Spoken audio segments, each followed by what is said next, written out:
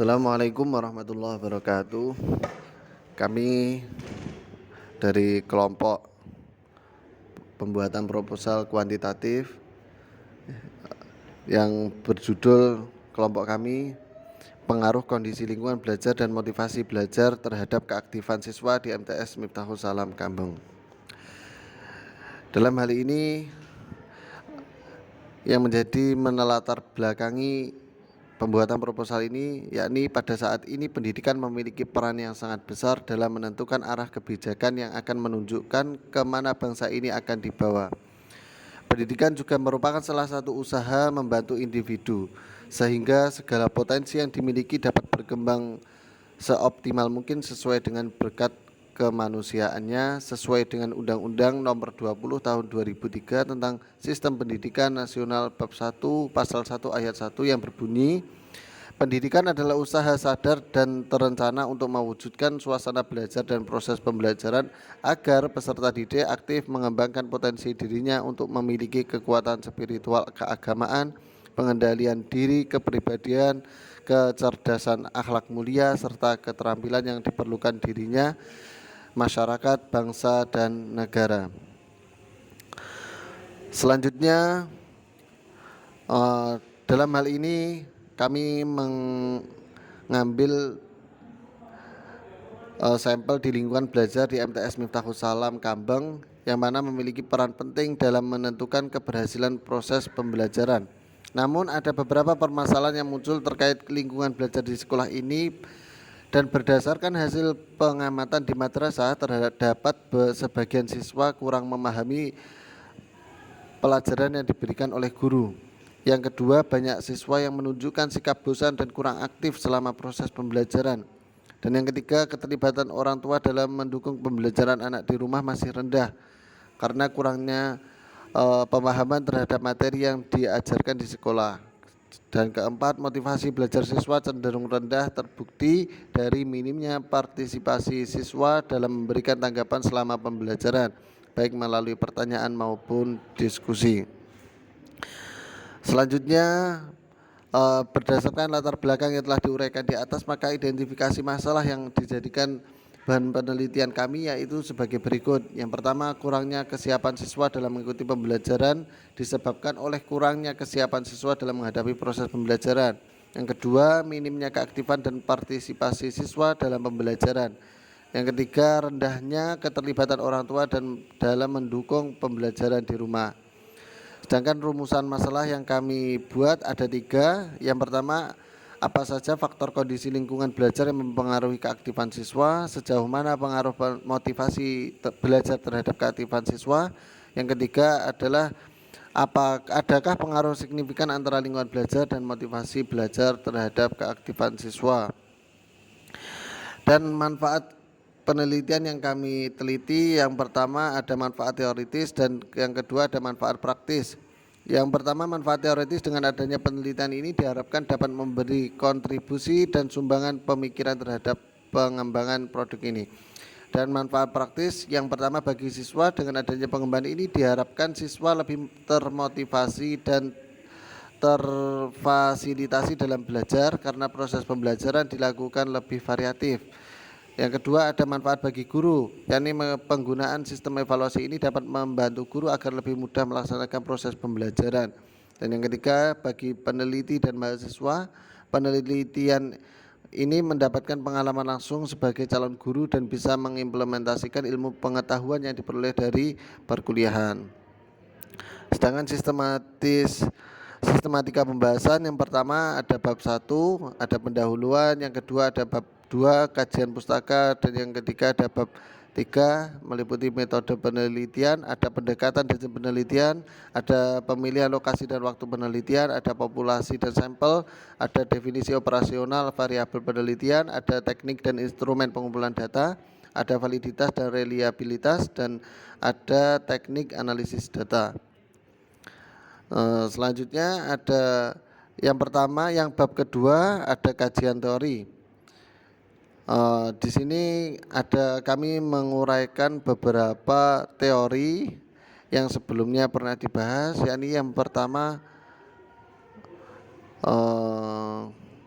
tentang apa itu pengertian kondisi lingkungan belajar, yang meliputi tentang pengertian lingkungan belajar, jenis-jenis lingkungan belajar. Terus ada juga tentang pentingnya lingkungan belajar. Yang kedua ada motivasi belajar, yang di sini diuraikan tentang pengertian motivasi dan juga ada jenis-jenis motivasi belajar dan ada teori-teori motivasi. Dan juga yang terakhir fungsi motivasi. Dan yang ketiga ada keaktifan siswa, yang di sini meliputi pengertian keaktifan siswa, ada indikator keaktifan siswa, ada faktor-faktor yang mempengaruhi keaktifan siswa dan itu. Dan selanjutnya telaah penelitian terdahulu, kami mengambil dua penelitian terdahulu yang diambil sesuai dengan judul kami. Terus kerangka berpikir, untuk kerangka berpikir berlandaskan teori yang dikemukakan di atas, maka dihasilkan kerangka yang berikut. Yang pertama variabel X1 yakni lingkungan belajar siswa, variabel X2 yakni motivasi belajar siswa, variabel Y yakni keaktifan belajar siswa. Dan itu selanjutnya akan disampaikan oleh teman kami Muhammad Sodik. Padanya dipersilahkan.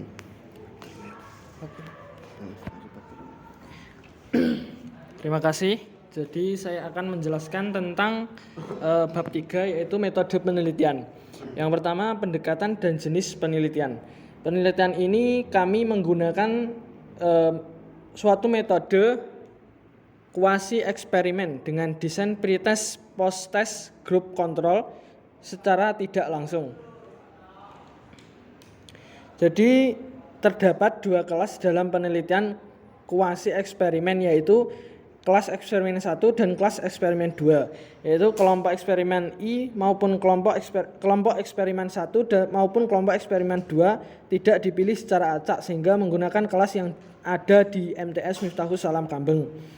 Hal ini menjadi alasan peneliti memilih metode tersebut. Kemudian dalam lokasi dan waktu penelitian. Penelitian ini dilakukan di MTS Miftahus Salam Kambeng yang merupakan salah satu institusi yang melaksanakan kurikulum K13 dan kurikulum Merdeka pada tingkat MTS. Penelitian ini diawali pada survei bulan Agustus 2023 saat kami peneliti sedang melakukan praktek magang 1. Pembuatan instrumen dilakukan pada bulan September 2024 dan penelitian dilakukan pada bulan Agustus sampai bulan Desember. Kemudian C, populasi dan sampel penelitian, yaitu berikut deskripsi singkat tentang populasi dan sampel penelitian. Yang pertama populasi penelitian. Populasi adalah keseluruhan objek yang diteliti yang dapat berupa benda, orang, kejadian, nilai, atau hal-hal yang terkait. Dalam konteks penelitian ini, populasi mencakup seluruh objek penelitian, baik itu manusia, fenomena, benda, pola sikap, atau perilaku yang menjadi fokus penelitian. Dari objek yang diteliti pada penelitian ini, populasi terdiri dari seluruh siswa MTS Miftahus Salam Kambeng Selaung yang berjumlah 300 siswa. Yang kedua, sampel penelitian. Sampel adalah sebagian dari populasi yang akan diteliti atau dapat disebut sebagai representasi mini dari suatu populasi, miniatur populasi. Dalam penelitian ini, sampel yang digunakan adalah seluruh siswa yang berjumlah 50 siswa. Penelitian ini menggunakan teknik sampling jenuh di mana semua anggota populasi digunakan sebagai sampel karena jumlah populasi yang relatif kecil. D. Definisi operasional dan variabel penelitian. Yang pertama, variabel penelitian. Variabel merupakan suatu yang menjadi suatu objek pengamatan penelitian, sering juga disebut sebagai faktor yang berperan dalam penelitian atau gejala yang akan diteliti. Jadi variabel adalah segala sesuatu yang berbentuk apa saja yang ditetapkan oleh peneliti untuk dipelajari sehingga diperoleh informasi tentang hal tersebut. Kemudian ditarik kesimpulannya 10 Jenis variabel penelitian dalam penelitian ini ada 2 independen dan 2 dependen. Yang A, variabel independen, yaitu variabel yang mempengaruhi suatu variabel lain. Variabel independen disebut sebagai variabel yang diduga sebagai sebab atau variabel yang mendahului. Yang kemudian B, variabel dependen, yaitu variabel yang dipengaruhi oleh variabel independen, yaitu disebut juga dengan akibat atau variabel konsekuensi. Yang kedua, definisi operasional. Definisi operasional mencakup variabel X1 yaitu pengaruh lingkungan belajar, yang kedua variabel X2 motivasi belajar, dan yang ketiga variabel Y yaitu keaktifan siswa di MTS Miftahus Salam Kambeng. Yang E, teknik dan instrumen pengumpulan data. Kami menggunakan teknik yang pertama yaitu observasi, kemudian yang kedua wawancara, yang ketiga angket, dan yang keempat dokumentasi. Yang F, validitas dan reliabilitas.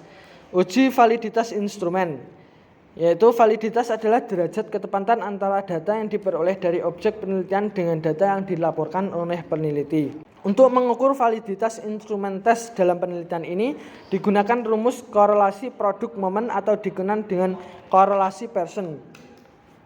Adapun rumusnya yaitu sudah tercantum di dalam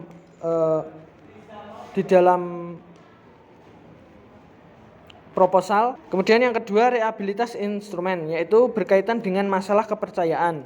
Suatu tes dianggap memiliki tingkat kepercayaan yang tinggi jika tes tersebut mampu memberikan hasil yang konsisten. Hasil dari uji coba ini kemudian dianalisis menggunakan rumus Alpha-Kronberg. Alpha-Kronberg dihitung dengan mengambil skor dari setiap item skala dan mengkorelasikan dengan skor total untuk setiap observasi. Yang ke G, teknik analisis data.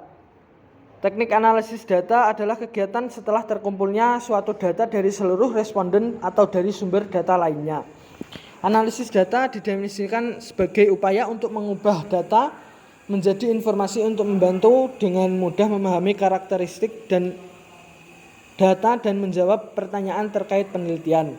Dalam penelitian kami menggunakan bantuan komputer dengan program SPSS 25 for Windows 64 bit. Kami menggunakan teknik analisis regresi linear berganda, yaitu data yang digunakan biasanya bersifat interval atau rasio. Berikut rumus persamaannya terdapat dalam proposal kami. Analisis regresi linear ini dapat dilaksanakan apabila telah memenuhi asumsi klasik antara lain data interval atau rasio, linearitas, normalitas pada residual, non-outlier atau tanpa adanya data pencilan, data ekstrim, homoscedasticitas, non-multikolinearitas, dan nol autokorelasi.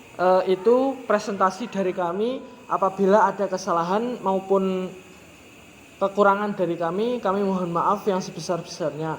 Wabillahi taufik wal hidayah wa ridha wal inayah. Wassalamualaikum warahmatullahi wabarakatuh.